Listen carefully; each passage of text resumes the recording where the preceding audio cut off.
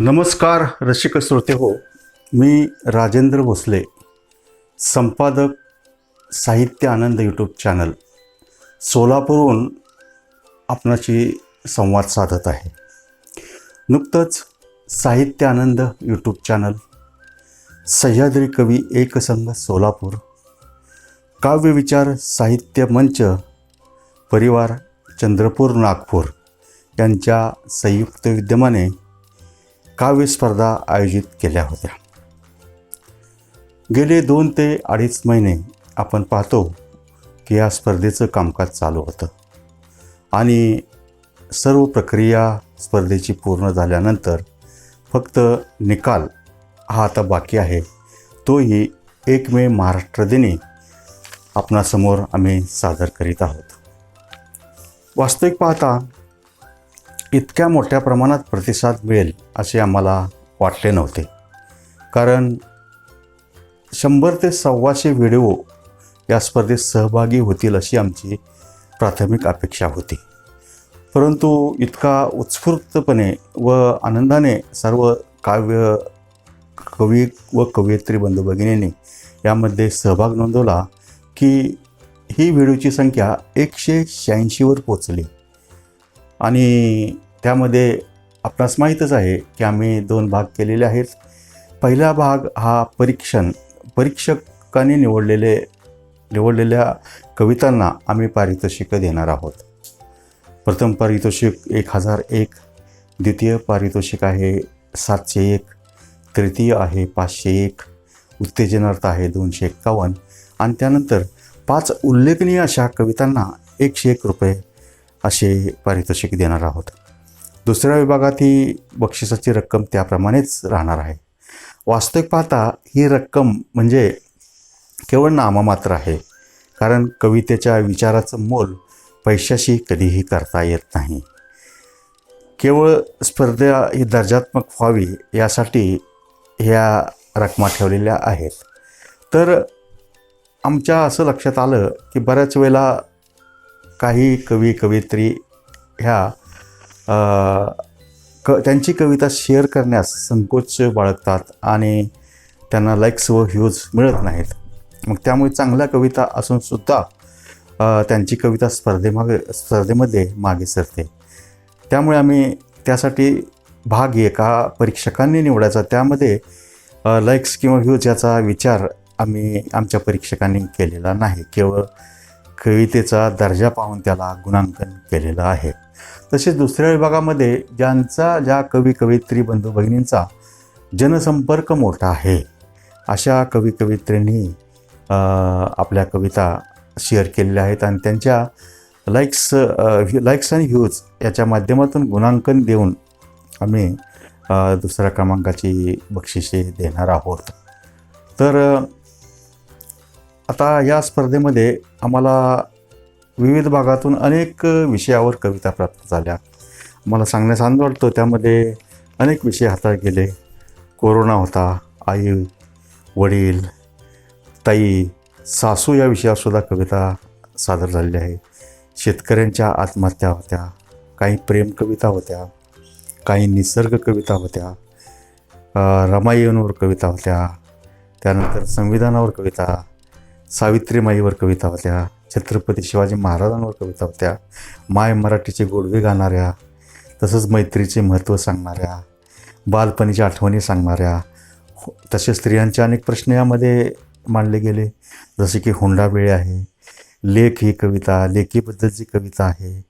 त्यानंतर स्त्रियांच्या अनेक व्यथा व वेदना त्यांनी आपल्या कवितेमधून मांडलेल्या आहेत. तर काही गूढ कविताही होत्या, तर काही आध्यात्मिक कवितासुद्धा होत्या. या काव्यस्पर्धेमध्ये सर्व प्रकारच्या कवी कवयित्री बंधूंनी सहभाग नोंदवलेला आहे. काहींचं म्हणजे नुकतंच पदार्पण झालेलं आहे. आमच्या या काव्यस्पर्धेच्या माध्यमातून पहिलाच प्रयत्न होता. तर काही दिग्गज कवींनीसुद्धा ह्यात सहभाग नोंदवलेला आहे. मी सुरुवातीला सांगितलं की अनेक उच्च पदस्थ अधिकारी जसे की न्यायाधीश, डॉक्टर, वकील किंवा आपल्या विविध पदावर काम करणारे ह्या मंडळींनी जी कविमन जपलेलं आहे त्यांनी यामध्ये सहभाग नोंदवलेला आहे.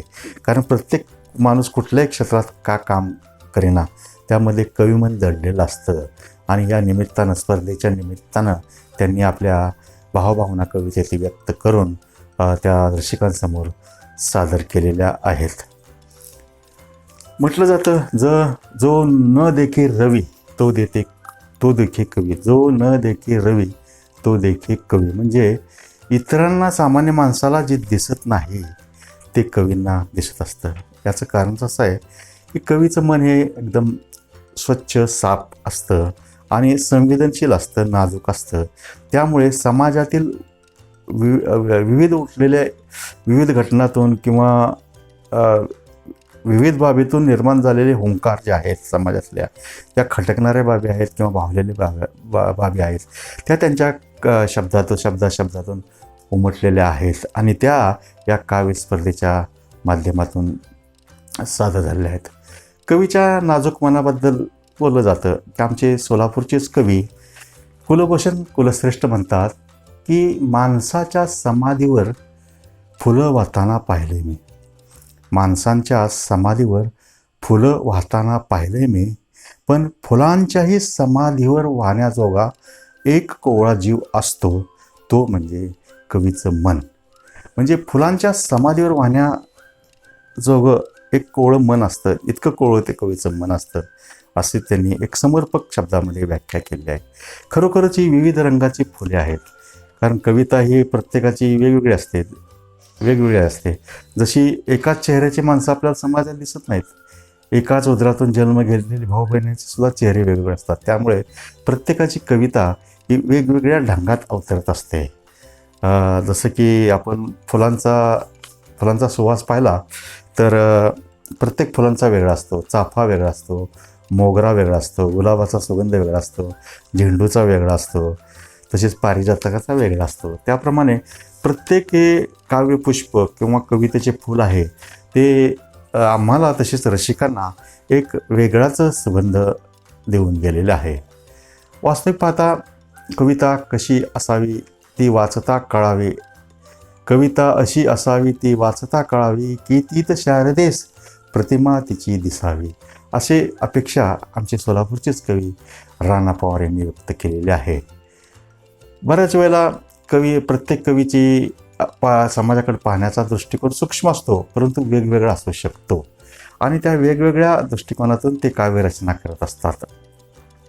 जसं की म्हटलं जातं ती कविता ही त्याच्या हृदयातील आलेली भावना असते आणि काव्यप्रतिभेचं देणं हे कवीला लाभलेलं असतं. म्हटलं जातं काव्यप्रतिभा ही वेडाची बहीण आहे असं म्हटलं जातं. वास्तविक पाहता आपण पाहतो जगात दोनच प्रकारची वेडे असतात. पहिल्या प्रकारचा जो वेडा असतो त्याला काहीच कळत नाही, जगाचं भानसुद्धा नसतं. एवढंच काय, त्याला राहणीमानसुद्धा व्यवस्थित, केस वाढलेले असतात, दाढी वाढलेले असतात किंवा कपडे फाटलेले असतात, याचंसुद्धा त्याला भान नसतं. परंतु दुसऱ्या प्रकारचा जो वेडा आहे त्याला म्हणजे क्षमतेपेक्षा जास्त कळत असतं किंवा अपेक्षेपेक्षा जास्त त्याला कळत असतं आणि तो वेडा म्हणजे आपला प्रतिभासंपन्न माणूस असतो. त्यामुळे त्याच्या खाजगी जीवनामध्ये थोडा विक्षिप्तपणा आलेला असतो. परंतु पहिला वेडा जो असतो तो दुर्दैवाचा समाजाच्या दृष्टीने एक बळी ठरलेला असतो. परंतु ज्याला काव्यप्रतिभा लाभलेला आहे असा जो वेडा असतो तो मात्र भाग्यवान ठरला जातो, कारण लाखातून एकालाच ही काव्यप्रतिभेचं देणं लाभलेलं असतं. आता केशवसूत असे म्हणतात की कविता अशी असावी फिरुनी कविता तशी नसावी, कविता अशी असावी फिरुनी कविता तशी नसावी, हे सांगणारे तुम्ही कोण, पुशितो तुम्हाला. तर 100-125 वर्षापूर्वीसुद्धा सल्ला देणारे की बाबा कविता अशी नको, अशी पाहिजे, अशी पाहिजे, अशी नको असे सांगतात. त्यामुळे ते रागाला जाऊन म्हणतात की कविता अशी असावी तशी नसावी सांगणारे तुम्ही कोण आहात कवीला. कारण जसा प्रियकर हा प्रेयसीच्या आठवणीने व्याकुळ होतो, त्याप्रमाणे कवी हा कवितेच्या पाठीमागे, प्रेयसीच्या पाठीमागे जसा प्रियकर लागतो तसा कवी हा कवितेच्या पाठीमागे लागलेला असतो. त्यामुळे आपली कविता ही त्याला सर्वोत्कृष्ट वाटत असते. आता आम्ही हे बक्षीस काढत असताना आमच्या परीक्षकांची चर्चा करता असं लक्षात आलं की त्यांनी सांगितलं की अनेक भागातील अनेक कविता मला चांगल्या चांगल्या ऐकायला मिळाल्या. साधारणतः 186मधल्या 30-35 तर कविता अत्यंत दर्जेदार अशा होत्या. काही पहिला प्रयत्न असतानाच्या कविता साधारण असतील, परंतु ह्या दर्जेदार कवितांमधून सुद्धा त्यातून सुद्धा निवड करणं त्यांना खूपच कठीण गेलेलं आहे. कारण चांगल्यातून चांगलं निवड करणं, त्याला नियमाचं परत काही नियमाचे स्पर्धा म्हणले की नियम हे आलेच. त्या नियमानुसार ते बसवून त्यांनी शेवटी त्यातून सुद्धा निवडून त्यांनी 9 कविता काढलेल्या आहेत. त्यामुळं आणि पहिल्या भागाच्या 9 कविता आणि दुसऱ्या भागाच्या 9 अशा 18 कविता, म्हणजे एकंदरीत विचार केला तर साधारणतः 19% कवींच्या कविता कुठल्या ना कुठलं बक्षीस मिळणार आहे. परंतु जे 81% कवी आहे, कवयित्री बंधू भगिनी आहेत, त्यांनी आपली कविता कमी दर्जाची आहे म्हणून नाराज होण्याचं कारण नाही. तर त्यांनीसुद्धा विजेत्या अशा विजेत्यांचं अभिनंदन करावं. आपण पाहतो की आंतरराष्ट्रीय सामन्यातसुद्धा जे आपली स्पर्धा तर खूप छोट्या, आंतरराष्ट्रीय सामन्यातसुद्धा हारलेला संघ जो असतो तो विजयी संघाचं अभिनंदन करताना दिसतो. ते तर कोट्यावधी लोक बघत असतात जगभरातले. तर आपण मोठ्या मनानं या विजयी स्पर्धकांचं अभिनंदन करून त्यांच्या आनंदात आपणही थोडीशी सर्वजण भर घालूयात असं मला वाटतं. तर या कविता काव्यस्पर्धा पार पडत असताना आम्हाला अनेक जणांनी चांगली मदत केलेली आहे. खरं तर हे फार मोठं शिवधनुष्य आहे. स्पर्धा आयोजित काम करणं हे फार कठीण काम आहे.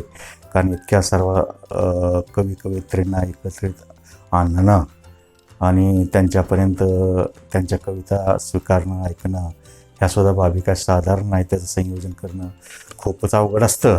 ते संयोजकालाच माहीत असतं. त्यामुळं मला खरोखर सहकार्य जे मिळालं ते रामप्रभू माने, सह्याद्री कवी एकसंघाचे समूहाचे प्रमुख, ते सुद्धा चांगले कवी आहेत. तसेच प्रियंका वाकळे शेंडे, काव्यविचार साहित्य म्हणजे परिवार चंद्रपूर नागपूरच्या त्याही संचालिका आहेत आणि त्यासुद्धा एक उत्तम कवयित्री आहेत. तसेच शशिकला गुंजाळ कवयित्री की ज्या आधुनिक बहिणाबाई म्हणून ओळखल्या जातात, त्यांनीसुद्धा अत्यंत चांगलं असं आम्हाला सहकार्य दिलेलं आहे. तसेच प्राध्यापक विकास गायकवाड यांनीसुद्धा खूपच सहकार्य आम्हाला केलेलं आहे. तसेच आमचे परीक्षक, त्यामध्ये आप्पासाहेब कसबेकर हे परीक्षक आम्हाला लाभले, ते सुद्धा चांगले कवी आहेत. प्रशासकीय क्षेत्रात काम सुद्धा त्यांनी आपलं कविमन जपलेलं आहे. वास्तविक पाहता ते पोलीस खात्यात सेवेत आहेत. एक दगदगीची ड्युटी असताना आणि करोना काळ चालू असतानासुद्धा त्यांनी आपला वेळातला वेळ दिला. आणि विशेष म्हणजे पोलिसाबद्दल आपल्या मनामध्ये एक वेगळीच भीती असते की पोलीस ही चांगले माणसं असतातच असं नाही असं वाटत असतं. परंतु पोलिसातसुद्धा एक चांगला कवी जडलेला असतो, ते म्हणजे आप्पासाहेब कसबेकरांच्या एक उदाहरण आपल्याला पुष्कळ वाटेल असं मला वाटतं. त्यामुळे त्यांचे मी मनापासून आभार मानतो. त्यानंतर गिरीश दोनाके हे सुद्धा चांगले कवी आहेत, लेखक आहेत. महाराष्ट्र साहित्य परिषद मुख्य शाखेत त्यांनी 5 वर्ष सदस्य म्हणून काम पाहिलेलं आहे.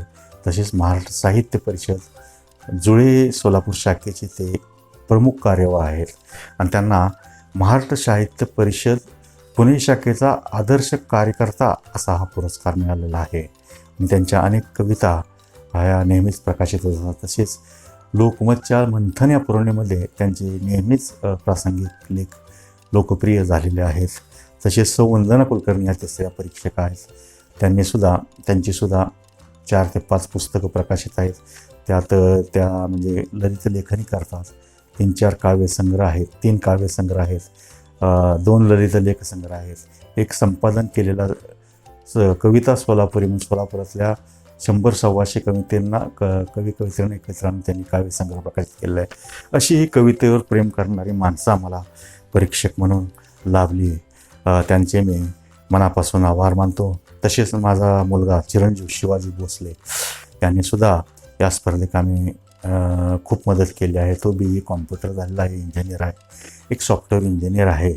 एक आपण पाहतो की आधुनिक तंत्रज्ञानामध्ये आपणास अनेक अडचणी येतात यूट्यूबच्या वगैरे. त्या अडचणी सोडवण्याचं, त्या यूट्यूबकडून माहिती घेण्याचं किंवा अपलोडिंगचं जे काही समस्या असतात त्या निवारण्याचं प्रमुख काम त्यांनी केलेलं आहे. वास्तविक पाहता आपण पाहतो की काव्यस्पर्धेनं आता त्याचा चेहरा बदललेला आहे. काव्यस्पर्धा हा का आवश्यक आहेत? कारण अनेक नवीन कवींना ते एक व्यासपीठ उपलब्ध करून दिलं जातं त्या स्पर्धेच्या मार्फत आणि त्या कवीमध्ये एक प्रकारचं धाडस येत असतं. त्यामुळे काव्यस्पर्धा ह्या कवीला लेखनाशी जोडण्यास मदत करत असतात. आणि आपण पूर्वीच्या काव्यस्पर्धा पाहिल्या की त्या मंचावर होत होत्या आणि होतीलही करोना पिढ्यानंतर. परंतु ह्या सोशल मीडियाच्या माध्यमातून ज्या भरवल्या जाणाऱ्या ज्या काव्यस्पर्धा आहेत त्याचं हे वेगळेपण आहे की कुठूनही महाराष्ट्रातल्या नव्हे तर देशातल्या नव्हे तर जगातल्या कुठूनही मराठी भाषकाकडून आपण व्हिडिओ प्राप्त करू शकतो आणि तो कवी किंवा कवयित्री हा काव्यस्पर्धेमध्ये सहभाग घेऊ शकतो.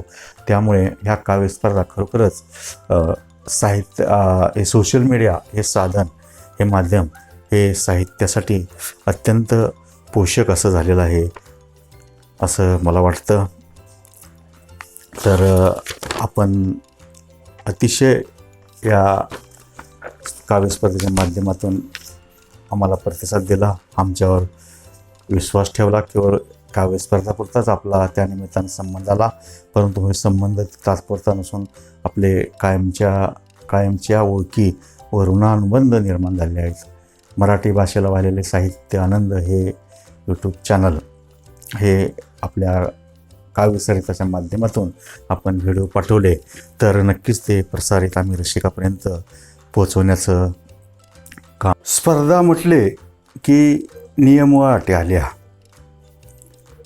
आता मी क्रिकेटचं उदाहरण दिलं, परंतु क्रिकेटमध्ये हारलेला संघ असतो, पण यामध्ये हारण्याचा हा प्रश्न येत नाही.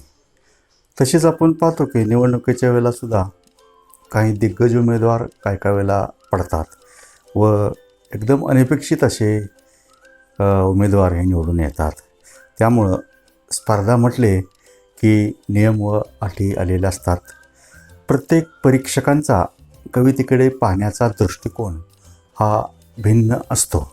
त्यामुळे ज्या स्पर्धकांना पारितोषिकं मिळाली नाहीत त्यांनी आपली कविता ही कमी दर्जाची असे समजणे योग्य होणार नाही, तर त्यांनी पुन्हा नवीन जोमानं लिहावं, सादर करावं, अनेक स्पर्धेमध्ये भाग घ्यावा.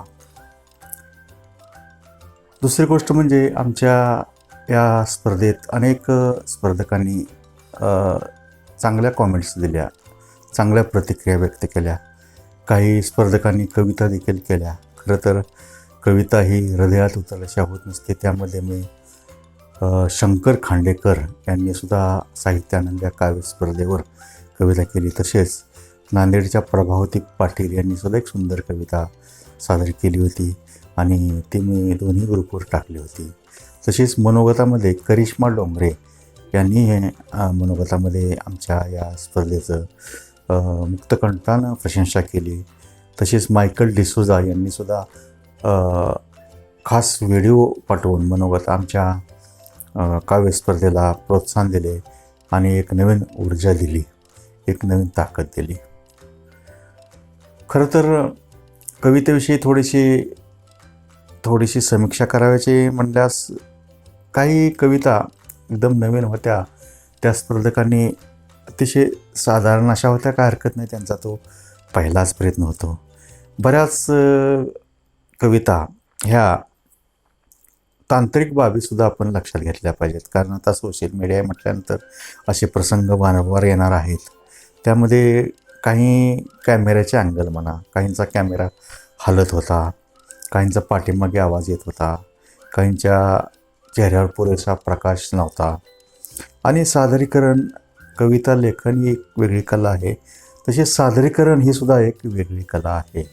तर ती कलासुद्धा डेव्हलप करणे किंवा त्या कलेतसुद्धा प्रगती करणे आवश्यक आहे असं मला वाटतं. काही जे सदस्य आहेत त्यांनी खरोखरच अतिशय चांगल्या कविता सादरीकरण केलेल्या आहेत आणि आधुनिक तंत्रज्ञानाचा त्यांनी पुरेपूर वापर केलेला आहे. त्यामध्ये ज्याला म्हणतो बॅकग्राऊंड म्युझिक किंवा कवितेचं शीर्षक, स्वतःचे नाव, पत्तासुद्धा त्या व्हिडिओमध्ये समावेश केलेला आहे. त्याही पुढचं एक पाऊल आहे. तर आमच्या ह्या पूर्ण नियोजनामध्ये 2-2.5 महिन्याच्या नियोजनामध्ये बऱ्याच वेळेला आमच्या काही चुकाही राहिल्या असतील किंवा त्रुटीही राहिल्या असतील किंवा काही उणिवा राहिल्या असतील त्याबद्दल खरं तर प्रत्येक गोष्ट कौतुकाची नसते. काही नियोजनामध्ये अभाव हा राहत असतो. त्याबद्दल आम्ही सर्व संयोजन समिती आपली क्षमा मागतो. आपली काही गैरसोय झाली असेल तर दिलगिरी व्यक्त करतो आणि भविष्यात आमच्या स्पर्धांना सहकार्य करावे अशी आपणास विनंती करतो. कारण केवळ आम्हीच आयोजित केलेल्या स्पर्धांना नव्हे तर इतर काही संस्थांनी जरी स्पर्धा केल्या त्या हिरिरीने भाग घ्यावा. कारण जसजसं भाग घेईल तसं आपली कविता ही वृद्धिंगत होत जाते, त्यात प्रगती होत जाते आणि पूर्वीच्या ज्या काही चुका आहेत त्या नष्ट होतात. आणि या स्पर्धेच्या माध्यमातून दुसरी एक बाब म्हणजे प्रत्येक कलेला हे प्रोत्साहन आवश्यक असतं, कौतुक हे आवश्यक असतं. त्याशिवाय ती कला ही विकसित होत नसते. तर या कवितांच्या माध्यमातून अनेक रसिकांनी सुद्धा आपल्या कविता आवडल्याचं कळलेलं आहे आणि अनेकांनी चांगल्या कॉमेंट्समध्ये प्रतिसादसुद्धा दिलेला आहे. तर त्यांचंही मी संयोजकांच्या वतीनं आभार मानतो. तर एका साहित्यिकाने रसिकाने इतकी चांगली प्रतिक्रिया दिली ती मी तुम्हाला वाचून दाखवतो. कविता लिहिणेही अवघड, सादर करणेही अवघड. कविता लिहिणेही अवघड, कविता सादर करणेही अवघड.